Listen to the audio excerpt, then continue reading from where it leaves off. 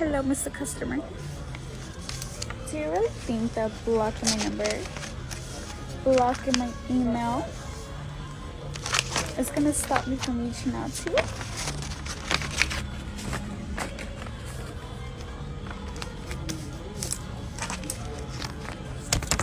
I'll talk to you later. I got her in a new 2026. She was in this. She owed about $13,000 on this, worth about $500. But we got in a new 2026. Come tap in. Tap me, baby. What's up, everybody? It's K got me rolling. I'm here with Miss Alize. We got her rolling off in this 2021 Tesla Model 3. How much did you put down today? $1,500 down. And you too can look like me. Ka-chow. Yes, ma'am. How was the process? It was beautiful. I love my car. Shoot us a DM. All I need is an ID, piece of mail, and your name. We'll get you running up. What's up, guys? Welcome back to the channel, man. Welcome back to the channel. Today, guys, I got some crazy clips for us to react to. People still trying to buy cars with low credit scores, and also people finding out leasing is not always the best way to buy a car when you can't finance it. Dealerships are charging people all kinds of fees when they try to return their lease. I ain't gonna do too much more talking. Let's get right to it. Let's go. I'm calling about your 2019 Honda Civic you want to get rid of. Are you looking to get into something else? Trying to get out of it or get something that's cheaper. In your message, you said you're trying to give it back. I was thinking about giving it back, and then I saw you on TikTok, and I'm like, okay, let me see what you can do. Oh, you meant like you wanted the bank to come and repo it? Yeah. Your monthly payment is how much? $611. You owe about $23,000 in the car? Yes. How's your credit? 472.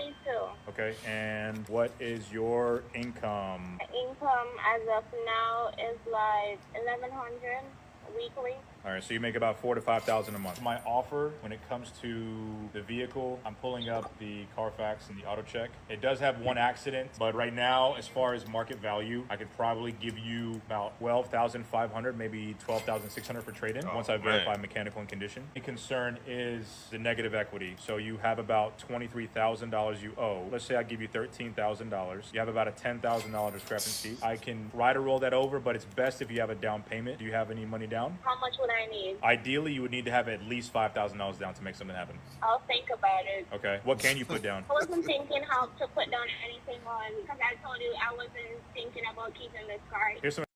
The funny thing to me, guys, is how you call a dealership.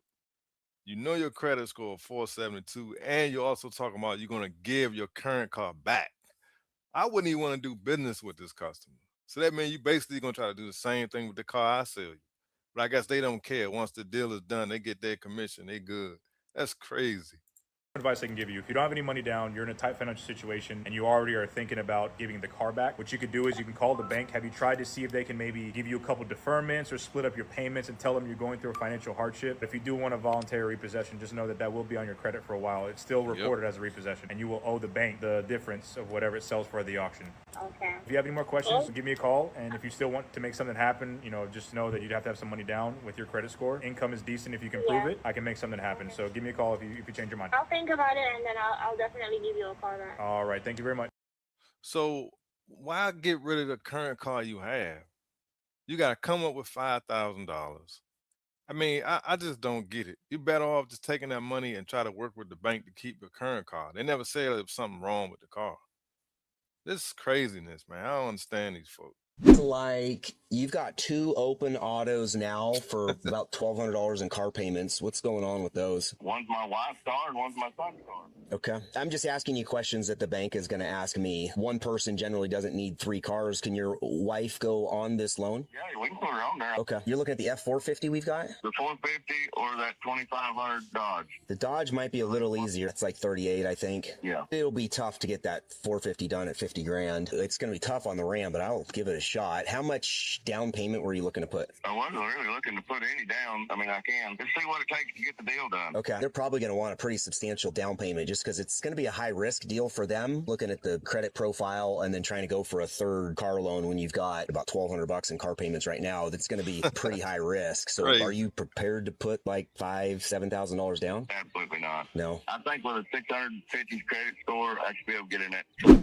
So you already got a $1,200 car payment, bad credit, and you don't want to put any money down? That's crazy, man. These people call in with unreasonable terms, man. Like, that's ridiculous. 1,000 down, and if that don't work, then we just can't make it. Yeah, I get it. What type of payment are you looking to stay around? I'm not even worried about it. Regardless, I figure I'm going to get into this thing with a fairly high interest rate. I'll stay in it for 6-8 months, and then I'll refinance that thing and get a better rate. Right, this one's going to be a tough one. We've got not the best credit. We've got 3 open autos and minimal down payment. So definitely a challenge. We've seen tougher deals, but this one's going to be tough. See, that's another misconception. People always think they can refinance. There's going to be a loan to value issue because they're going to have a high interest rate. So even if he's making payments on that loan, it's not going to pay it down enough so he can refinance. That's just something dealers say to get people to buy a car so they think later on they can get a lower payment.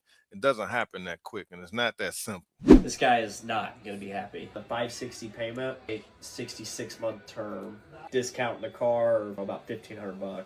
Okay. But it is done and approved. Like I said, the only thing I'll need income. And you said it's how much a month? 561. I feel like 66 months. That's what? That's 4.5 years. 5.5. The interest rate on that. 5. You're 25.9. Yeah, Oh, nothing man. I can do about buying Heck it down. no. Or, That's the only bank that you can get. that is the only one. Unless you Oh, had no. $6,000 down. Right off the gate, they're gonna fuck me on that. On what? That's crazy. $37,000. Yeah, that's what the contract will be. If you take it out the full 66 months, yeah. He got unrealistic expectations. You got a 590 score, and them people's trying to give you a 25% interest rate. He shouldn't even still be on the phone with this dealership. Now, guys, y'all not going to believe some of these fees that these dealerships are going to charge these folks for returning their lease. That's why I'm real skeptical about leasing a car, man, because they make it seem real easy to get it, but when it's time to turn it back in, they give you hell. We had a customer come in who was looking to trade in his Kia lease for a new Hyundai Elantra. Now, the Kia that he was leasing was a Kia Forte, so directly comparable with the Elantra itself. Now, his biggest thing is just the monthly payment. He doesn't care about options. He just wanted a base model Elantra. I pulled one up and he loved it. When he told me he was ready to move forward, I told him, let me get the keys to your car so I can do an appraisal. I checked the mileage and he's 21,000 miles over on his lease. That was just the first thing though. I turned the car on. There's a check engine light, a tire pressure light. I look up, the windshield is cracked and there's trash everywhere. When we get back inside, I ask him like, brother, when is your lease up? He said, it's actually up right now. I'm ready to make a deal. Given that he was 21,000 miles over, that's a $4,200 penalty because it's 20 cents per mile. I would have been ready to make a deal too. Once I went over the numbers, he told me that it's a little bit higher than where he was looking to be. So I told him straight up, listen, if you want to take some time out to wait, by all means, but you're still going to be billed $4,200 if you don't trade in your car. And guys, it was as simple as that. He ended up signing. We moved forward with the deal. That's crazy. $4,200 in penalties. That's unreal, man. Leave it in the comments, guys, if you lease your car or you've leased a car before. Like, what's the highest penalty you ever had to pay? So I got a customer who's in a lease right now, and he's got a lot of miles on it. Define a lot. Do me a favor first. Let me give you the last of his phone number, 59. How many miles is he allowed a year? Looks like 12. 12,000 miles a year, okay, so 36,000. So he is, oh my God, you gotta be kidding me. That's wild. He's at 81,000 miles. So that means he's 45,000 miles over on his lease. He was just driving What's that it car. per mile? 25 cents a mile. So he's got 11 G's. $11,250. Yeah. How do you do math that fast? That's wild, man. Like, did they not tell him there's a penalty for going over your mileage? There's no way he should have gotten a lease. He should have been financed or paid cash for the car. Golly, man, that's crazy. To get creative here, he's not going to turn the car in because that's going to be a huge bill. No, it's lacking pretty hard. What shape is the car in? Car's in good shape. I'll have you look at it. What we can do is we could try to put him in an electric car with the $9,500 rebate to help offset it. It's actually a really good idea because that'll keep his payment somewhat familiar to what he has now. Let's give him the miles he actually drives so he doesn't get into this position again. Yeah, that's crazy. Might be a good idea, right? Yeah. He's not driving quite as many miles, but we'll get him set up so that it's right for him this time.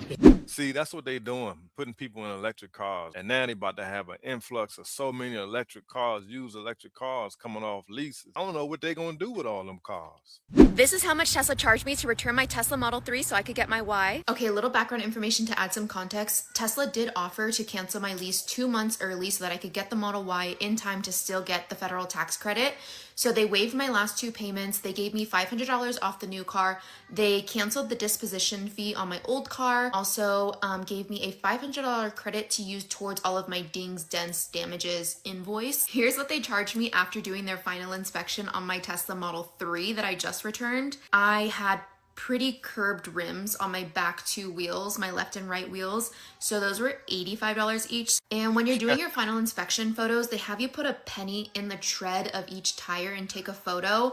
And my back 2 tires were also found to have pretty low tread, so they need to be replaced. So they charged me $391 for each of those rear wheels. The most expensive thing that they charged me for was when I park in my garage, the treadmill is in front of where I park my car, and I did bump it, and it like slightly dented my bumper. I'm gonna put a video here because you can barely see the dent, but somehow they found it on my inspection photos. That's the thing with leases. You gotta be super careful. So they're charging me for a whole new front bumper, which I probably could have had this fixed if I had more notice, but they're charging me $971 for that front bumper. Also did get tint on my windows because I live in Las Vegas and you have to have tint here. So for aftermarket tint, they wanted to charge me $564. However, I was getting tint on my new car. So I just asked the shop if we could kind of do like a little bundle deal, take the tint off my old car and put the new tint on my new car. So I was able to get that done a lot cheaper. So what I did is I submitted another photo to Tesla after the tint was off and said, hey, tint is off, take off this charge. So on my final invoice, they did take off that charge. So if you're keeping track so far, we're up to a little over $1,900, but that's not where it ends. I did sign my lease with 12,000 miles a year. You could pick from 10,000, 12,000, or 15,000. So over the 3 years I had my car, that would be 36,000 miles. I drove almost 45,000 miles, and that's with ending my lease 2 months early. I was about 9,000 miles over what I agreed to on my lease at 25 cents a mile. So that was somewhere around $2,250. Grand total to return my Tesla Model 3 lease was $3,758.98. That is amazing. See, this is the stuff they don't tell you when you bought to lease a car. I had no idea. I knew you had to pay fees if you damaged the car and stuff like that, but they're being real particular about certain things. That bumper cost her almost $1,000. Leasee buy out the lease. They're the only ones that can buy it out. How can you get out of Tesla? You can, really, is the short answer. Tesla lease, anyway, if you own the Tesla, sure, you can get out of it. We can buy the car if it makes sense. There could potentially be equity in the vehicle, but Tesla leases, they don't even let the leasee buy out the car. So you have to wait until the end of the lease or pay the penalties if you want to turn the car in early. So if you lease a Tesla, You're pretty much stuck in it. Wow. Yeah. And that, to my knowledge, they don't do lease transfers either. So you can't do swaps? You can't do swap a lease. You know, you can turn in early, but like I said, there's penalties and there's payments remaining that they're going to hit you up for. So they basically saying you can't go on that website that's called Swap a Lease. If y'all go on there, you will see it's so many people trying to get out of their leases. So they're basically saying if you got a Tesla, you cannot put it on that site where somebody can buy out your lease. But they'll basically continue on with the terms and you'll be clear of it. So Tesla don't allow that. That's wild, man. So while Tesla does have some pretty low lease pricing, it's something to consider if you are thinking about going into a Tesla lease. Is you better make sure you like the car because you're going to be stuck with it for 3 years. Dang, that's crazy. And I guess there's a lot of people who like to lease those Teslas. That's why you see so many of them. Because I heard they really aren't that strict for as credit. Like that you can have a 500 credit score and be able to, get a Tesla. Dealers, especially in California, are going to start getting like 80 to 85 EV lease returns a month. Geez, next year we're going to go from 60,000 EV lease returns a year, somewhere closer to 300,000. Will be over 1 million over the next few years. What are we seeing now? Yeah, I've had 2 Highline dealers reach out to me separately about lease returns coming back in and what they are going to be doing. One of them, frankly, just flat out said that the OEM doesn't want them and they don't want them either, not just because they don't like the car. Some of these dealers, especially in California, are going to start getting like 80 to 85 EV lease returns a month. Jeez. So just naturally, any type of car, like you don't want to even get 80 X3s in one month. It's just too much of one vehicle because dealers like to keep a variety in their used cars. They're trying to figure out what to do with these vehicles. See, the thing about it is a lot of people aren't aware of the dangers of buying a used EV electric vehicle. You know what I'm saying? Some people like, oh, it's cheap. I'm just going to buy one. Then a lot of people just buying them because they're trending, not realizing that you might want to have a charger at home if you buy an electric car.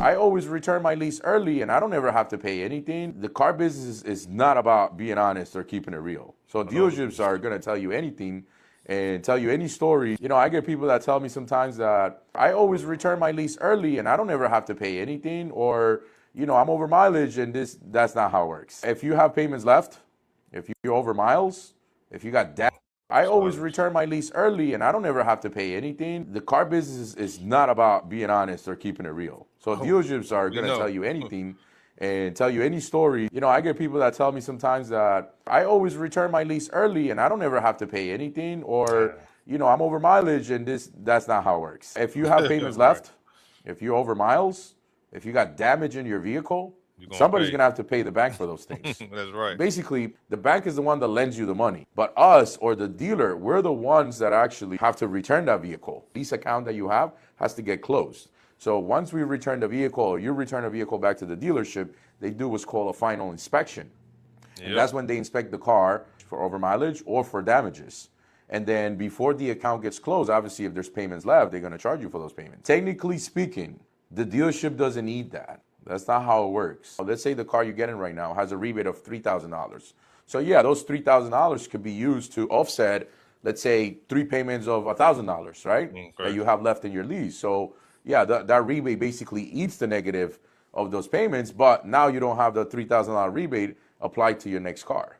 So one way or another, it's going to cost you money. And that's the thing, man. People think they just getting free money and it's going to be just an easy swap in and out. That's not how it works. And that's why I wanted to make this video, because I'm starting to get a lot of comments. People talking about, oh, I'm a lease. And I know I stress leasing BMWs and Mercedes, but it's not that simple. Got to do your homework. That's why I wanted to make this video, so you guys can see, or the people who are interested in leasing and have never done it like myself, you can see what happens when it's time to turn that lease in. So you basically got to baby that daggone car and make sure nothing happens to it before you turn it in. So I hope this video was helpful, guys. If you're new, hit the like button, subscribe. If you want more videos like this, let me know in the comments. I appreciate y'all watching. I'll see y'all on the next one. Peace.